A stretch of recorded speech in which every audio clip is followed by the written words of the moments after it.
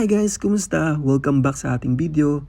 Noong July 11, 2026, isa na namang napakagandang araw ang pinagkaloob ng Panginoon sa aming Jesus Lord Church, Budapest, Hungary. Ginanap ang aming water baptism sa napakagandang Lake Balaton sa Sopok, Hungary. Maaga pa lamang, nagtipon-tipon na ang mga kapatiran mula sa Budapest sa Kelenföld Station. Pero ang mas nakakatuwa, hindi lamang ang mga taga Budapest ang dumalo. Kasama rin namin ang aming mga kapatid mula sa Jesus Lord Church sa Caspi Harbor and Jesus Lord Church, Sumbate.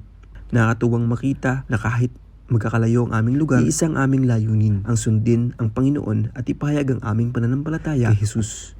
Pagsapit ng eksaktong 10 AM, sinimulan na ang programa sa pamamagitan ng masayang praise and worship. Habang umaawit kami, ramdam na ramdam ang presensya ng Diyos. Napakasarap pakinggan ang sama-samang nagpupuri habang tanaw ang napakagandang Lake Balaton at ang napakagandang panahon na ibinigay ng Panginoon. Pagkatapos ng worship, isa-isang nagbahagi ng kanilang mga testimony ang mga delegates. Binahagi nila kung paano sila binago ng Diyos at kung ano ang kanilang inaasam pagkatapos nilang magpabautismo. Maraming kwento ng pag-asa, bagong simula at pananampalataya. Talagang nakaka-encourage marinig kung paano kumilos ang Diyos sa buhay ng bawat isa. Sunod namang nagbahagi ng salita ng Diyos si Pastor Nelson Montoya. Piniliwanag niya kung bakit napakalaga ng water baptism sa buhay ng bawat Kristiyano. Ang water baptism ay hindi lamang simpleng paglubog sa tubig, kundi isang public declaration na tayo ay sumunod kay Kristo at nagsisimula ng panibagong buhay kasama siya. Binalikan din niya ang halimbawa ni Jesus sa Matthew 3 verse 13 to 17 kung saan si Jesus ay nagpabautismo kay Juan Bautista. Kahit walang kasalanan si Jesus, nagpabautismo siya bilang halimbawa ng pagsunod sa kaloob ng Ama. At sinabi rin ni Jesus sa Matthew 28 verse 19 to 20, "Humayo kayo at gawin niyong alagad ang lahat ng bansa. Bautismuhan niyo sila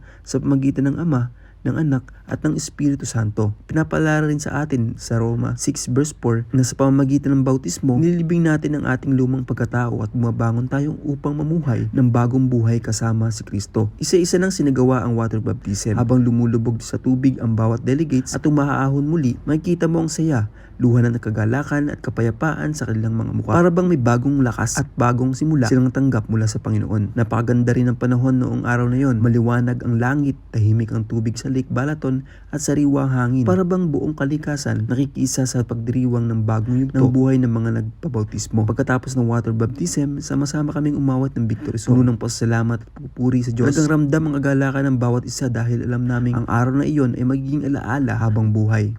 Sa lahat ng nagnanais sumunod kay Jesus, tandaan natin ang water baptism ay hindi ang nagliligtas sa atin. Ang kaligtasan ay sa pamagitan lamang ng pananampalataya kay Jesucristo. Ngunit ang bautismo ay isang mahalagang hakbang pagsunod, pagpapahayag ng ating pananampalataya at simbolo ng bagong buhay kay Kristo. Maraming salamat sa lahat ng naging bahagi ng pagandang araw na ito. Naway magsilbi itong inspirasyon sa bawat manonood na patuloy na lumakad kasama ng Panginoon.